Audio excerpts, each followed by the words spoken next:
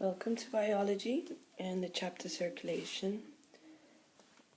Today we're going to do some information of paragraph 8, but which isn't in the book. Some of the things you'll learn are the following words, which are pathogen, antigens, phagocytes, T and B cells, APC, memory cell, antibodies, and this is just part 1 of paragraph 8. But no worries, we're going to go through all of it. So, imagine you're a healthy young lady or young sir, and someone sneezes on you. And in a sneeze, often there are many thousands and thousands of microorganisms, and sometimes there are what we call a pathogen. A pathogen is nothing more than a microorganism which actually causes harm to you, which could be in the form of a cold, a sneeze, but also very serious things.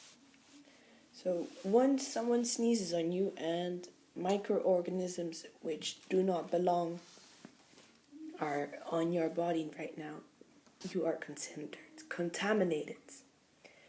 So don't worry, not just being sneezed on causes contamination. Touching things, breathing air, eating food. Probably right now at this point you're contaminated by so many things, but it's not a big deal. Your body is equipped to handle it. Except in this case. So, this is the pathogen looking at the lining of our body. At this point, the pathogen enters our body. Now it's no longer a contamination, but an infection. Let's say it's a bacteria or a virus.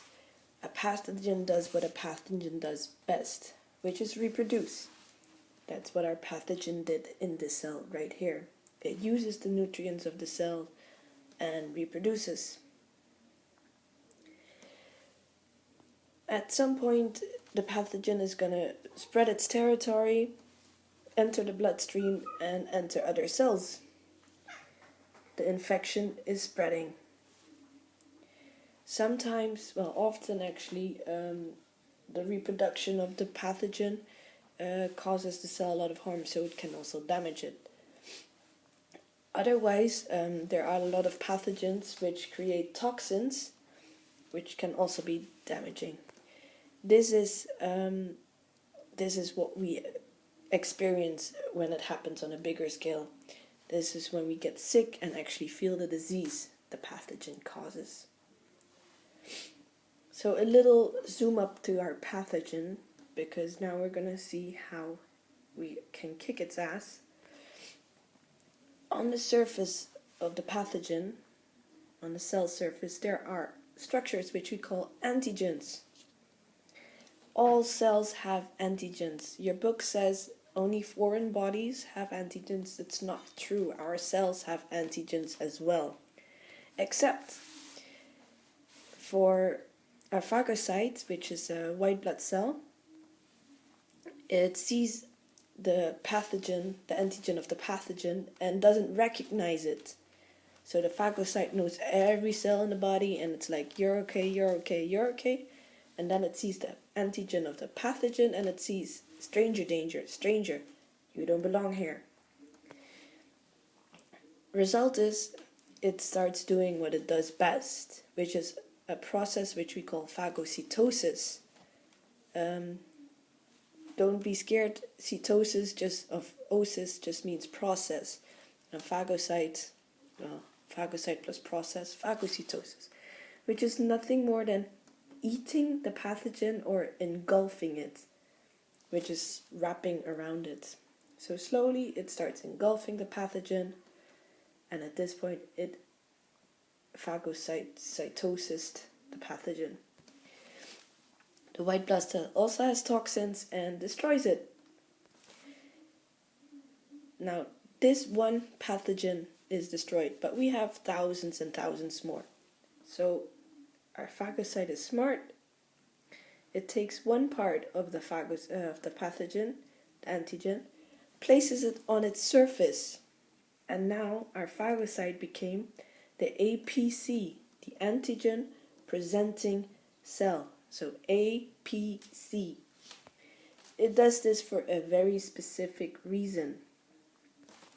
Because our APC has an important task. It has to go back to the lymph nodes where a lot of white blood cells gather. And there it's going to check with the other white blood cells, hey, do we have white blood cells which are specialized, so better at destroying the pathogen? Because on its own, we don't have a lot of free white blood cells, so it needs backup. So it's going to check with each white blood cell, are you equipped to deal with this pathogen? And you'll see that most phagocytes are not equipped to deal with the pathogen. And often a new white blood cell has to be created. But in some cases, we have one that's a match. Oh, I think I went one step too far. No, excuse me. So we have a match. This cell becomes the activated cell. This activated cell starts dividing.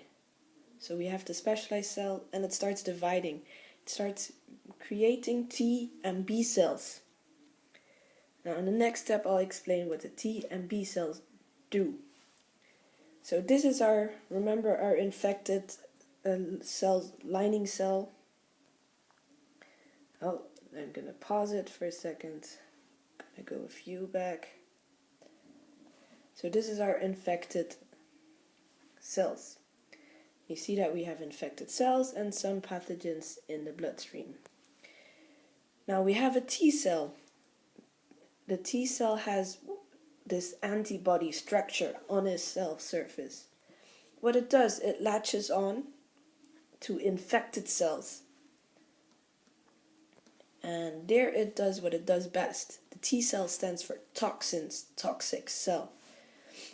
So it releases toxins and destroys the cell, the infected cells. And it does this with all the infected cells. This way, destroying the reproduction places of the pathogen. Are we cured yet? I hope you can see that there are still pathogens in the bloodstream. And if we don't clean those up, they will just reinfect the cells and start reproducing again and start the whole story over again.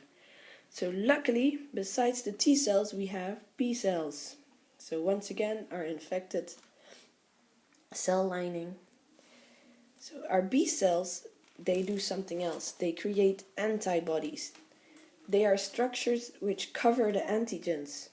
The B stands, well, this is how I remember it. The B stands for bodies, antibodies. So a little zoom up.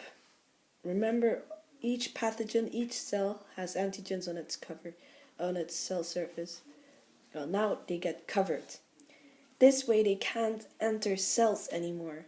And they can also be very easily recognized and picked up by the phagocytes, which did the phagocytosis. So all the pathogens in the bloodstream, not in the cells, but in the bloodstream, they get covered by the antibodies and this way disabled. They can no longer enter cells, can no longer infect cells. So we can wipe those off. But as you can see, I'm going to go one step back. As you can see, even if we only had B cells, we would still need to get rid of the infected cells. So that's why we needed both. Or else they're just going to get into the bloodstream and start the whole story over. So we need both. And this way we get rid of all the pathogens in our body. So the next step is that we become immune. And sadly enough, it's not that we get a shield around our body and that the pathogen can't infect us anymore. No, we can still be infected very easily. But because Well, most T and B cells, after we fought off a pathogen, they no longer have a function, so they get recycled. We use the parts again, and we only keep one memory cell, which is leftover T cell. And this is what causes us to be immune. Because next time the same pathogen comes in, we have the cell ready, we can activate it again, and we can start the process over again. Immunity is nothing more than being able to fight off the pathogen quicker. That's our definition of immunity. So at this point, you should be able to tell me what a contamination is, how it's different from infection, and what exactly infection is.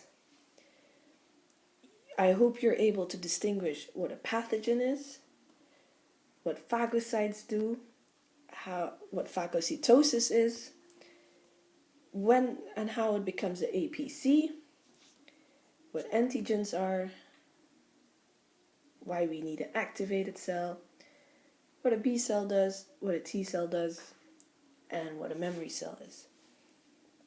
By all means, go back and listen to it again. If you still have questions after this, very important is that you understand that we both need both T and B cells to fight off a pathogen. If we just have one, we will not be able to fight off a pathogen. That's important. And that you understand the steps between contamination, infection, and experience of disease. If you have questions, please do ask. And then see you in the next video.